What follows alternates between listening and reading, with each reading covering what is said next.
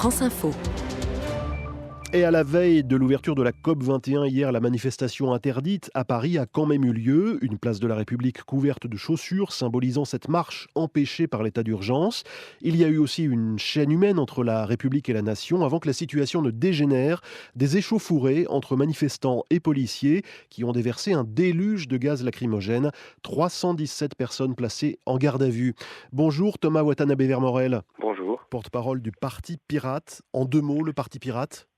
Le Parti Pirate, c'est un parti qui est international et qui se bat pour la garantie des libertés fondamentales, dont le droit à la vie privée, par exemple, ou le droit de manifester pour ce qui nous occupe. Et au lendemain donc de ces échauffourées de la place de la République, ce que vous dénoncez aujourd'hui, c'est la mise en place d'un État policier. Expliquez-nous. Alors, l'état d'urgence prorogé de 3 mois, qui sera probablement recontinué par la suite, continue une espèce de logique sécuritaire, du tout sécuritaire qui est mis en place depuis 10 ans. Et qui a été très très accéléré par le gouvernement par Hollande, par la loi de programmation militaire, par les lois antiterroristes et puis par la loi sur le renseignement.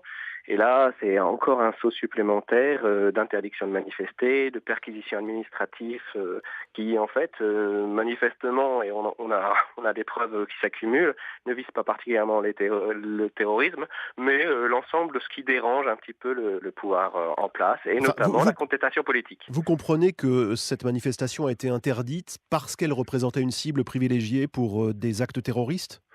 Les marchés de Noël ne sont toujours pas interdits et regroupent beaucoup plus de monde et seraient des cibles beaucoup plus dangereuses.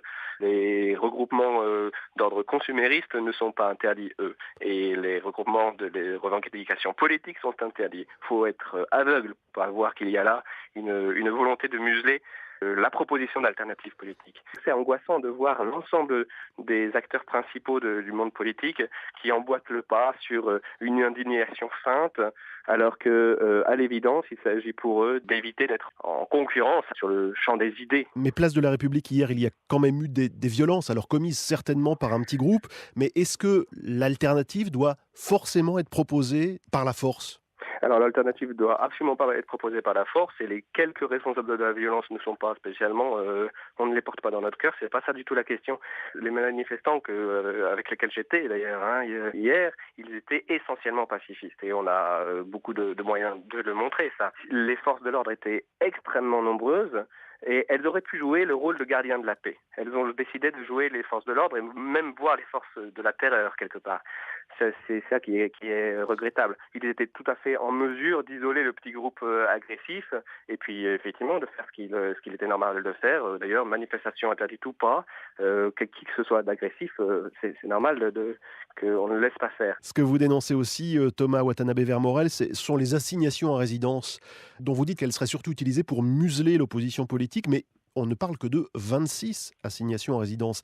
Il n'y a pas que 26 militants écologistes en France. Les autres peuvent parler, la preuve, vous êtes là. Oui, oui, bien sûr. Et d'ailleurs, je commence à transpirer un petit peu.